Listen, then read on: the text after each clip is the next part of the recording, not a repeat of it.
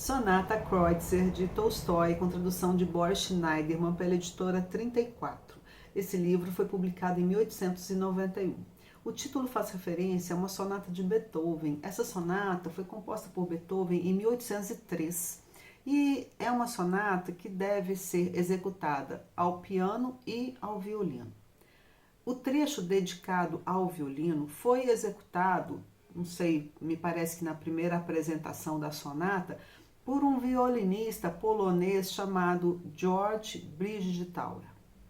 Esse George era filho de um pai que havia sido escravizado, portanto George era um homem negro e ele era um violinista excepcional. O que aconteceu durante a execução da sonata? Me parece, pelo que eu li, que na sonata, num trecho que era voltado ao piano, deveria ser executado ao piano, assim que essa execução foi finalizada, o Bridgetower retomou essa parte da sonata e a executou ao violino, surpreendendo o Beethoven. Ele ficou maravilhado. Depois da execução, eles saíram para beber, eles estavam lá na mesa bebendo, o Beethoven ficou muito impressionado com esse violinista e ele decidiu dedicar a sonata ao Bridgetower, né? Sonata a Bridgetower. Só que bebe aqui, bebe dali, conversa vai, conversa vem. O Bridgetower fez algum comentário sobre uma determinada dama conhecida do Beethoven que não agradou o Beethoven, na verdade enfureceu o Beethoven e Beethoven rasgou a partitura da sonata e retirou a homenagem. Retirou a homenagem, que seria a Bridgetower, e transferiu essa homenagem para um outro violinista que não tinha nada a ver com a história, que era o Kreutzer, justamente o Kreutzer. Esse Kreutzer, ele era um violinista famoso, mas eu li aqui que, na verdade, ele nunca chegou nem a executar essa sonata, ele dizia que ela era muito difícil, ou seja, o brilhantismo do Bridgetower foi tanto que apagou o Kreutzer, que por fim leva o nome, né? A homenagem é feita a ele.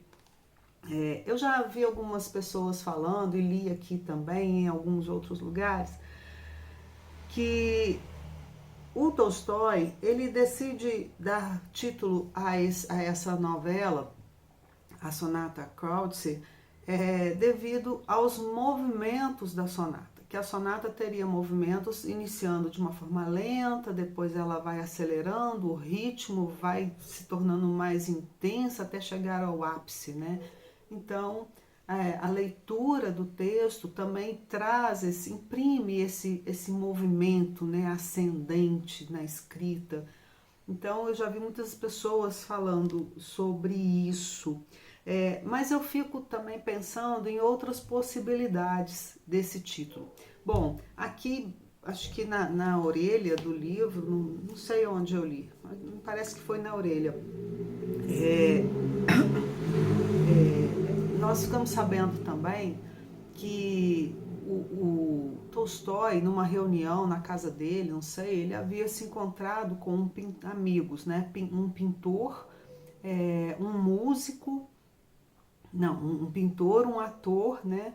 E eles conversando, eles decidiram criar obras relacionadas à sonata do Beethoven. Então, assim, o Tolstói escreveria um livro, que é esse, o ator representaria ou escreveria uma peça, alguma coisa, ou representaria algo relacionado também à sonata do Beethoven, e o pintor pintaria um quadro, né? Mas só o Tolstói levou a cabo esse combinado e deu à luz a esse livro. Bom, por que será que então esse livro tem esse título? Né? Fica aí um mistério, né? Pode ser por conta do movimento da sonata? Pode, né? Mas há várias possibilidades a serem pensadas, né? Eu fico pensando assim, o que será que aconteceu naquela mesa de bar entre o Beethoven e o Bridgetower? Por que será que eles discutiram? eles brigaram por conta de uma mulher. O que será que o Bridgetower falou que afetou tanto o Beethoven que ele chegou a rasgar a partitura? E será que o Tolstói, né, 90 anos depois, sabia, né, do conteúdo dessa conversa? Eu procurei, eu vasculhei para saber o que foi conversado, o que foi dito, não consegui encontrar. Alguém deve saber, né? Será que o Tolstói ficou sabendo o que foi discutido lá? E essa discussão afetou o Tolstói a ponto dele trazer essa temática para essa literatura? Não sei, né? O Tolstói, quando ele escreve esse livro, ele está naquela fase nomeada como moralista. Então ele está naquele momento assim onde ele odeia o casamento, ele diz que o casamento é uma devassidão, essa fase do Tolstói. Será que o Bridgetower disse não tem a ver com esse momento vivenciado pelo Tolstói? Não sei, pode ser, né? A gente não sabe. Eu acho também que tem uma outra questão que é importante, o seguinte. Quando o Beethoven briga com o Bridgetower, que rasga a partitura, de certa forma, ele contribui para o apagamento do violinista. Depois disso, o Bridgetower não mais se apresenta, não tem sucesso. Quer dizer, ele era brilhante, ele surpreendeu o Beethoven, mas ele desaparece, ninguém mais ouve falar nele, ele morre pobre, fracassado, desconhecido, né? Então, acho que essa questão do apagamento, do apagar o outro, do silenciar o outro, tem muito a ver também com o enredo desse livro e da questão da mulher que é tratada aqui, dessa mulher que é apagada, silenciada. Porque esse livro vai trazer a história de um casal, vai fazer referência a uma mulher, a esposa de um homem, só que ela não fala, ela não aparece aqui, né? Eu me lembro de um livro chamado O Processo do Tenente Elagin também, onde esse tenente ele mata a sua amante e vários homens falam sobre o assassinato, ele é julgado, inocentado, mas a mulher não fala, ela está morta. Ela não fala, não tem a versão dela. E observe bem isso, né? Aqui também. Aqui uma mulher é morta, mas a gente não ouve a versão dela, não se sabe o que aconteceu, né? Faz lembrar muito de Dom Casmurro também, ou seja, a narrativa sendo conduzida pelo homem, a partir da perspectiva do homem. Então eu acho que a referência também tem muito a ver com a vida do Bridgetower, que foi apagado, foi ele silenciado. Uma outra questão que também me provoca a pensar sobre o título desse livro é que lá no interior do livro, em algum momento, o personagem diz o seguinte, que a música, ela excita a alma. A música, ela devia ser até censurada, porque ela excita a alma, ela hipnotiza as pessoas, ela é perigosa, né? Então, como o Tolstói estava vivendo essa fase moralista, então tudo que tinha a ver com esse propósito de levar o homem ao que ele chamava de devassidão, era odiado por ele. Então, essa música, essa sonata provocava sentimentos no personagem e quem sabe também no Tolstói, né? Pois bem, então esse livro ele vai contar essa história desse casal, desse assassinato, do ponto de vista do homem. É ele quem narra. E por falar em narrador, eu gosto muito de um outro conto que está nesse livro aqui, A Fraude, que é do Leskov. Aqui são vários contos. Eu acho que o último conto, ele se chama A Propósito de A Sonata Kreutzer. Eu adoro, gente, eu adoro. Ou seja, o Tolstói escreveu esse livro, publicou em 1891. O Leskov publicou isso aqui 8 anos depois, em 1899. Tá? Esse conto. Então, nesse conto, a propósito de A Sonata Kreutzer, O Leskov, ele era muito interessado na questão feminina e ele vai trazer uma história, porque nesse livro aqui, né, a questão da infidelidade, de uma suposta infidelidade, está muito latente. Então, nesse livro aqui, o Leskov vai trazer também uma história, uma outra história de infidelidade. Não tem nada a ver com Kreutzer, com Sonata, nem nada, apesar do título fazer a referência. É só um beliscão, uma provocação que ele faz para o Tolstói. Ele vai trazer também uma história de infidelidade, só que contada a partir do ponto de vista da mulher. Ela vai contar a história. E é um conto, porque o Leskov é um contista, tá, gente? Ele escreve histórias curtas, pequenas novelas e contos. Ele vai contar a história da infidelidade a partir do ponto de vista da mulher, que é diferente do que o Tolstói faz lá, que conta a partir do ponto de vista do homem. Então as histórias são muito diferentes.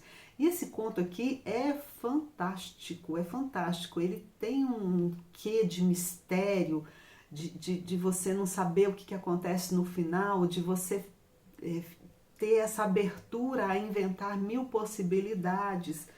E a epígrafe, olha só, acho que era a implicância, né, do Leskov. O Leskov, ele... O que acontece? Esse livro aqui, antes de ser publicado, ele foi censurado pelo Czar e tal, mas ele circulou em publicações que não eram ainda no formato de livro.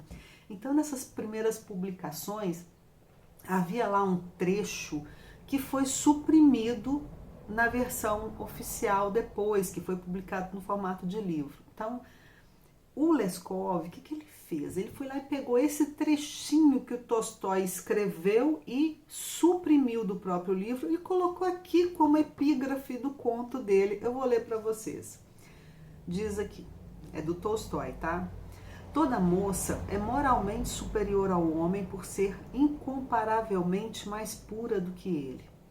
Ao casar-se, ela é sempre superior ao marido. A moça continua superior ao marido também ao tornar-se mulher no nosso cotidiano. Ou seja, um trecho no qual ele reconhece a superioridade da mulher, o Tolstói, né? E ele escreveu isso, colocou no livro e depois tirou, suprimiu. Suprimiu por quê? Porque esse livro aqui ele vai trazer passagens misóginas, machistas, que eu já vou falar para vocês, tá?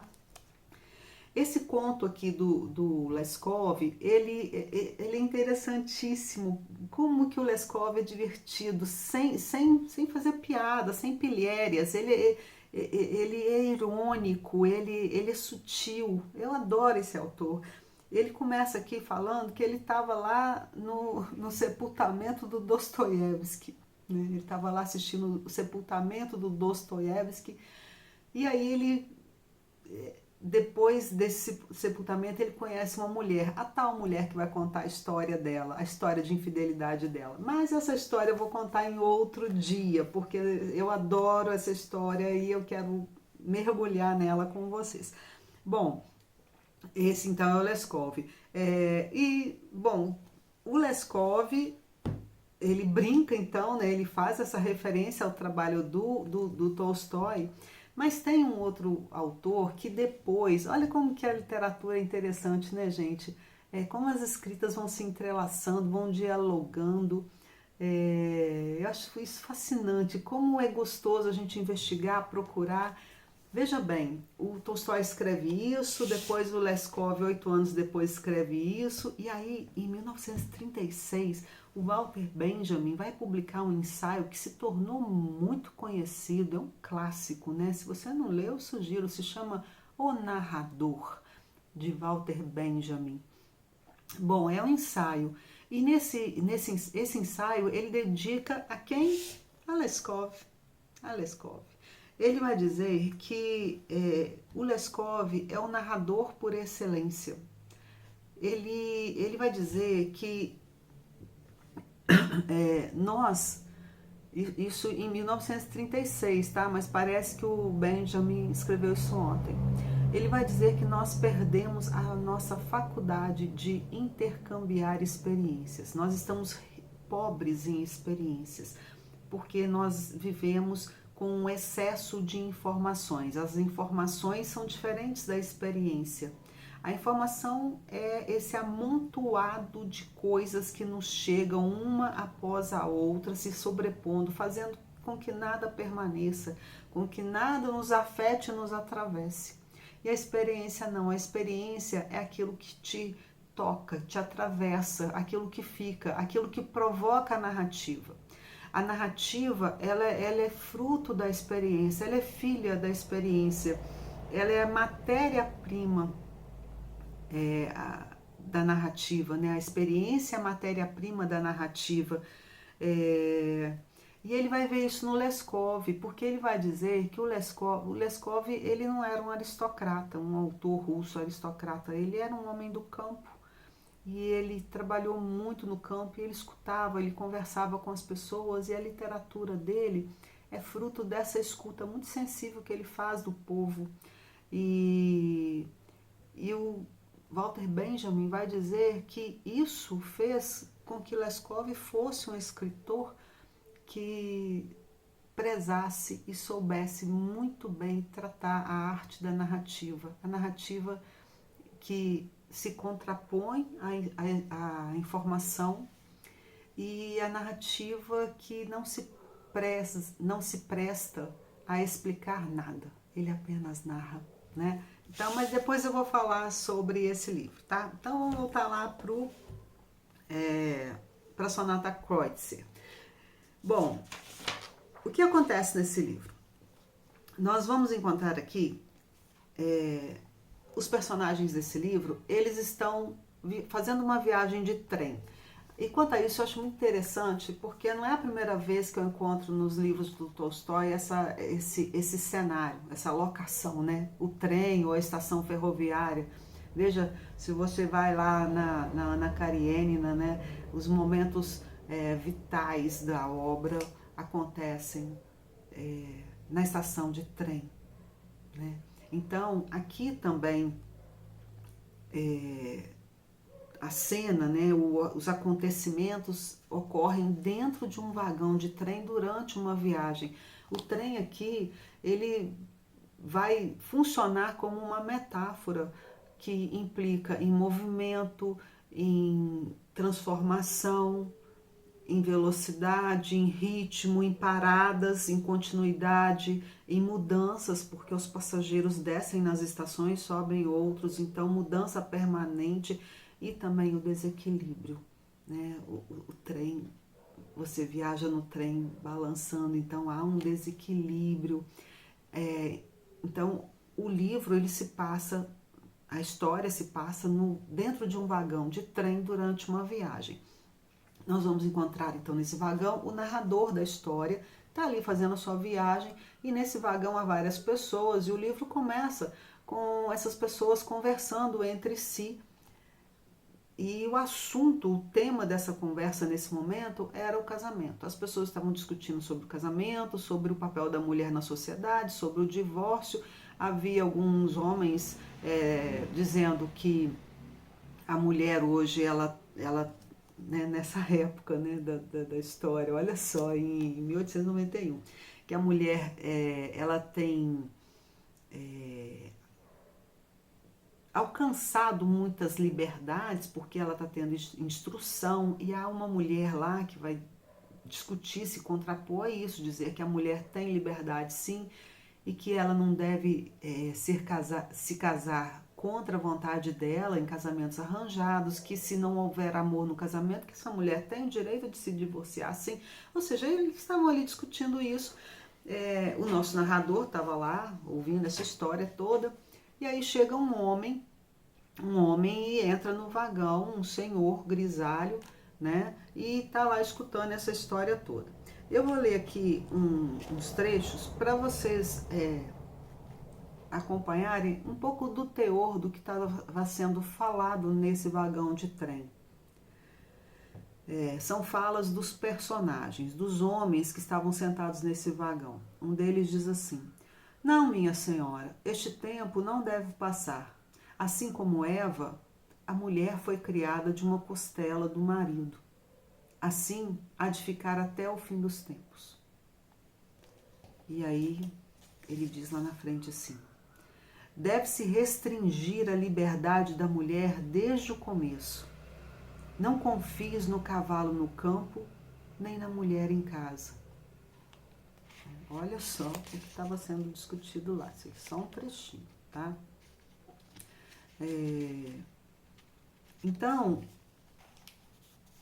bom, então entra esse homem dentro do vagão, ele vai fazer a viagem dele e o nome dele é Pozdnichev. Pozdnichev. O Pozdnichev, ele senta lá e no meio da conversa ele acaba revelando quem ele é. Ele diz assim: vocês devem estar me reconhecendo, sou eu mesmo, fui eu que matei a minha mulher. E aí as pessoas vão saindo do vagão, vão descendo e fica ali somente o nosso narrador junto com o Pozdnichev. E o Pozdnichev diz a ele: olha, eu falei aqui que eu matei minha mulher, você quer ouvir minha história? E ele começa a contar a história dele para o nosso narrador. Nesse momento do livro, o narrador deixa de narrar a história e quem assume a narrativa é o Pozdnichev, que vai contar toda a sua história, desde a juventude, o casamento, até o momento que ele mata a mulher dele. Então, a maior parte do livro é narrada, então, pelo Pozdnichev. Esse Pozdnichev, então, ele vai dizer que ele veio de uma família de posses e que ele, por ter posses, o que ele fez? Ele fez o que todos os homens, os jovens homens, né, da sua classe social faziam, se dedicou à devassidão, ao que ele chamava de devassidão.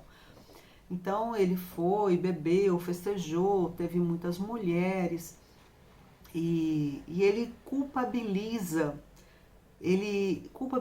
a sociedade por isso. Ele diz que a sociedade, ela pressiona o homem, a sociedade pressiona o homem a ser devasso. Olha só o que o cara pensa, né? E essa menção também aparece naquele outro livro do Tolstói, Ressurreição, onde o personagem Nekhlyudov diz a mesma coisa.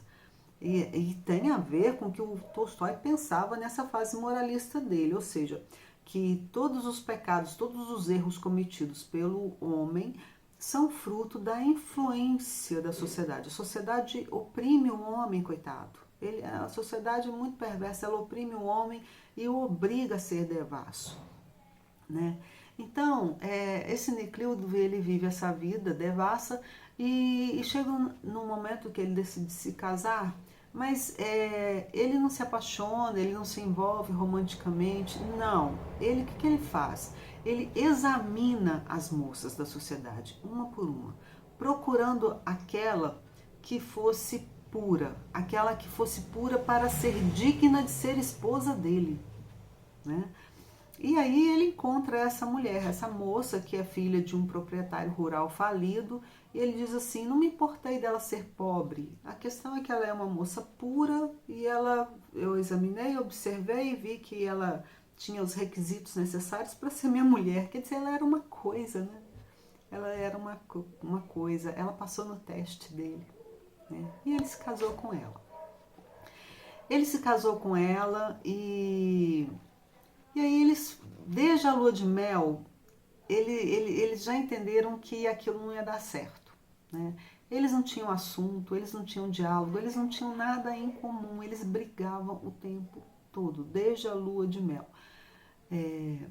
E aí, o Pozdnichev, ele vai narrando essa história e ele vai trazendo falas machistas, misóginas o tempo todo. Você fica assim bem irritada com a fala desse homem, né? Com o pensamento desse homem. E aí eu pergunto, por que estou aqui lendo isso, né? É muito interessante ler isso, porque lendo isso você vai entender como que funciona esse cérebro masculino, machista. Você vai entender o encaminhamento dado ao pensamento dessa criatura, né? Ele vai dizer coisas, eu anotei aqui algumas que eu vou comentar, porque é muita coisa, né? Ele diz, por exemplo, que as mulheres em geral, elas são culpadas pela desordem que há no mundo, porque as mulheres é que provocam demandas pelo luxo e pelo consumo. Ele diz assim: tudo que é produzido, tudo que é criado no mundo é para atender o desejo das mulheres. Carruagens, tecidos, joias, mobiliário, cortinas, tudo isso é desejo das mulheres. Então, o consumo é proveniente dessa luxúria, desse desejo das mulheres. As mulheres, ou seja, se as mulheres não quisessem ter nada, né? Porque na verdade, gente, todo mundo quer ter uma roupinha melhorzinha, quer ter uma casa bem arrumada, quer ter a despensa cheia de alimentos. Todo mundo quer isso, gente. Todo mundo quer conforto, né? Mas ele diz que não, são as mulheres que fazem isso. Eu acho que se não tivesse mulher no mundo, eles morariam nas cavernas, né? Não sei, seria bom, né? Se não tivesse mulher nenhuma no mundo, não teria nenhum conforto, nenhum luxo, nada, nada, nada. Bom, então, o que mais que ele pensava?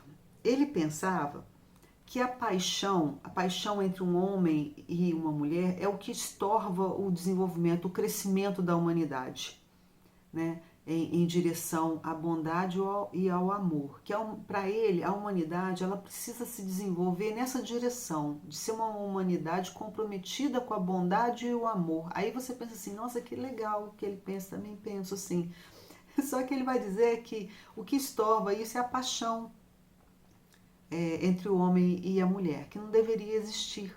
Não deveria existir o casamento, a, a união de duas pessoas, né, do homem e da mulher. Ele pensa também que o desejo carnal em relação à própria esposa é um grande mal.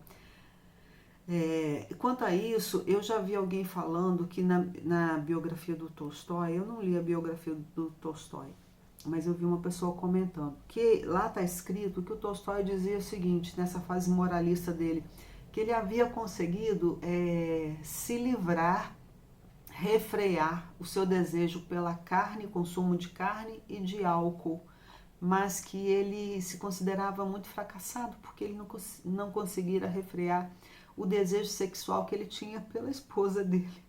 Ele não conseguiu refrear o desejo sexual que ele tinha pela esposa dele. Então esse personagem aqui, o Poço de Nichev, vai dizer algo muito parecido, né? Que esse desejo carnal pela esposa é um mal. Por que ele diz isso? Porque na relação dele com a esposa, eles tiveram 6 filhos, tá? 6 filhos. Eles não tinham assunto, não tinham nada em comum, brigavam o tempo todinho, só não havia briga no momento em que eles se uniam para praticar sexo. E ele praticava sexo com a mulher dele, depois ele odiava mais ainda a mulher dele. E aí brigava mais com ela ainda, porque ele pensava que o sexo no casamento é imundo e que eles, nesse momento, eles se assemelhavam a porcos. Veja bem. No casamento dele, então, era essa montanha russa, né, de sensualidade e de ódio, um superando o outro continuamente. Quanto mais ele desejava a mulher e a possuía, mais ele a odiava por a ter possuído, e depois vinha de novo o desejo, né? Então era uma situação lamentável para ele, né? Ele dizia que o casamento é a autorização da sociedade para a devassidão. Eu acho que eu marquei aqui, não marquei não, mas tem um momento aqui que ele vai dizer que as damas da sociedade, as prostitutas, elas se assemelham. Deixa eu ver se eu marquei. Não, esqueci de marcar. Esqueci. Bom, mas ele vai dizer isso, que as damas da sociedade e as prostitutas, elas se assemelham no sentido de que todas elas vendem o seu próprio corpo. As damas da sociedade para os maridos e as prostitutas para os homens. Então, ele vai dizer que o casamento é somente a autorização da sociedade para se praticar a devassidão. Ele também, ele afirma nessa narrativa dele que nenhuma fêmea do reino animal se rebaixa como a mulher a ser mãe e amante ao mesmo tempo. Que as porcas, elas são mães. Fora desse período do acasalamento para a maternidade, que elas não se relacionam sexualmente com os porcos, né? Que só a mulher faz isso. Como é possível, né? A mulher sentir prazer, a mulher sentir desejo? Ele ficava horrorizado com isso. Ele odiava os médicos, ele dizia que os médicos, eles eram todos uns canalhas, porque eles indicavam, eles orientavam a mulher dele a respeito dos contraceptivos. Isso tem muito a ver com o que o Tolstói defendia também nessa fase moralista, de que o sexo só deveria servir para a reprodução. Então os médicos ensinavam a mulher a evitar filhos, né? Daí que Pozhnichev dizia que eles eram canalhas. Além disso, ele odiava mais ainda porque os médicos viam o corpo da mulher dele. Ele escreve coisas horríveis aqui a respeito dos médicos. Bom, então esse Pozhnichev vai contar a história dele, né, dessa relação, desse casamento dele com a mulher. E o que acontece? Acontece que eles viviam esse inferno e por conta do moralismo dele. E aí, um dia, um conhecido dele é apresentado na casa dele, a mulher dele, que é um violinista. Esse violinista chega, a mulher dele tocava piano muito bem, os dois fazem uma amizade, decidem tocar juntos, ela pianista, ele violinista, e eles ensaiam, eles conversam, eles se aproximam muito, e o Pozhnichev começa a ficar desconfiado disso, né? E um dia, uma noite, um sarau na casa dele, os dois executam a sonata do Beethoven, a sonata Kreutzer. E durante a execução da sonata, na cabeça do Pozhnichev, a mulher dele, a Lisa, e o violinista trocaram olhares, havia algo muito sutil que revelava o desejo que um sentia pelo outro, isso tudo na cabeça do Pozhnichev. E aí e aquela música sendo executada, aquela sonata, né? Ele vai sentindo um ódio, um ciúme, porque ele se sentia dono dela, né? O corpo dela era posse dele. Eu marquei um trecho aqui que está na página 92, onde ele diz assim: o horrível estava em que vou ler de novo. O horrível estava em que eu reconhecia em mim um direito cabal, indiscutível sobre o corpo dela, como se fosse o meu corpo, e ao mesmo tempo sentia não poder exercer essa posse, que ele não era meu e que ela podia usá-lo como quisesse e que o seu desejo estava em dispor dele de maneira diversa da que eu queria. Ou seja, o corpo dela era posse dele. Ele diz isso aqui claramente. E aí, tem um momento aqui que ele diz assim: eu não matei por ciúme. Não era ciúme, era posse. Ela pertencia a ele. Só que a contradição consistia no seguinte: ela era posse dele, ela pertencia a ele, e ela era uma coisa, um objeto. Só que não era um objeto que poderia ficar de uma forma neutra, inerte num canto, porque em alguns momentos ele sentia desejo por esse objeto. Como ele odiava sentir desejo, ele odiava o desejo. E era ela que provocava o desejo nele, né? Então ele odiava o desejo e ele odiava o fato de esse objeto de desejo, que para ele deveria ser posse dele, ele ter consciência de que, na verdade, ela não era posse dele, que ela podia dispor do corpo dela. Então isso enfurecia o cara ao limite, né? Bom, então a Lisa e o violinista, eles fazem essa amizade, eles tocam nesse sarau, o Pozhnichev fica possesso com isso, desconfiado. E aí um dia ele tem que fazer uma viagem a trabalho. Ele viaja, ele vai ficar afastado uns dias.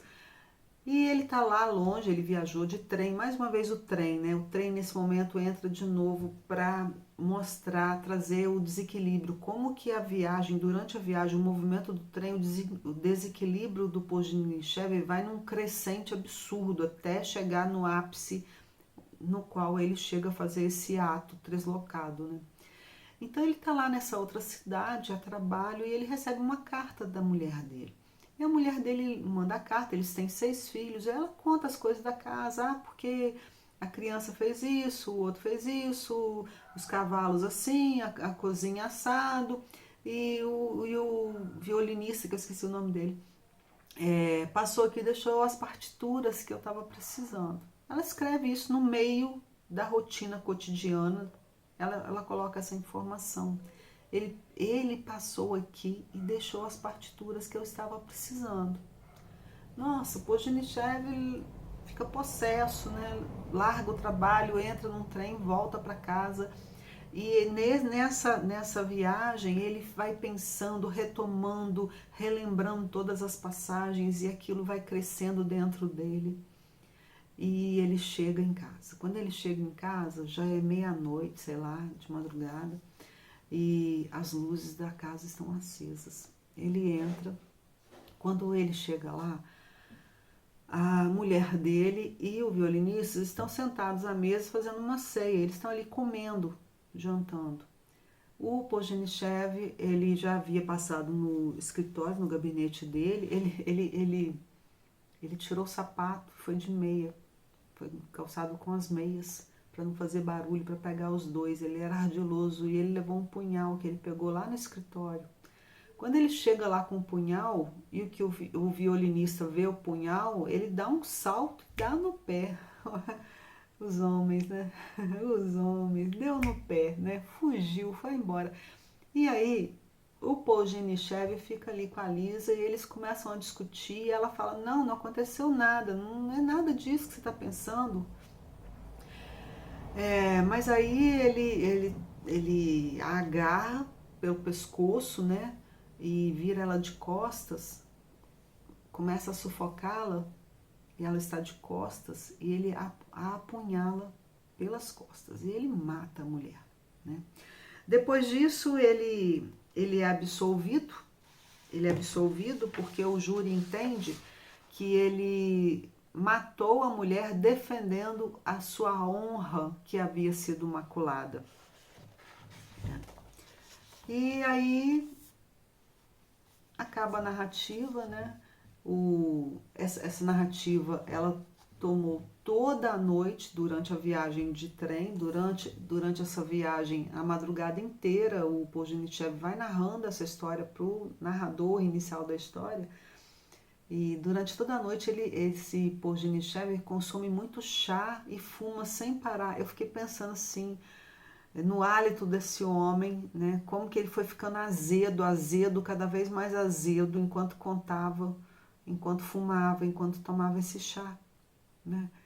E aí no fim da narrativa ele conta isso, que ele foi absolvido, né? O júri considerou que ele tinha direito mesmo de matar a mulher, e aí ele vira pro canto e dorme, em paz, né? Sossegado, né? É isso. Então, é uma novela do Tolstói, eu indico a vocês, gostei muito de ler. Gente, Tolstói sempre vale a pena, tá? Você pode pensar assim, nossa, mas você está lendo um livro que trata de machismo e de misoginia de uma forma tão densa, né? Tão explícita. Sim, eu li e eu acho que deveríamos ler, sim, porque esse livro aqui me fez entender muito, percorrer os labirintos insondáveis desse cérebro masculino, machista, como que essa criatura pensa, né? O que ela defende, qual é essa linha de raciocínio que eles criam e transmitem de geração a geração. Acho que vale muito a pena ler, né? É um livro muito atual, porque hoje no Brasil, todos os dias, nós temos notícias de mulheres que foram vítimas de feminicídio, né? Nesse momento, infelizmente, em algum lugar desse país há uma mulher sendo vítima. Então é um livro que vale muito a pena ler, tá? Depois, em outro momento, eu prometo trazer o Leskov, que gosto muito dele, que já vai trazer a perspectiva da mulher, né? Ela contando essa história toda.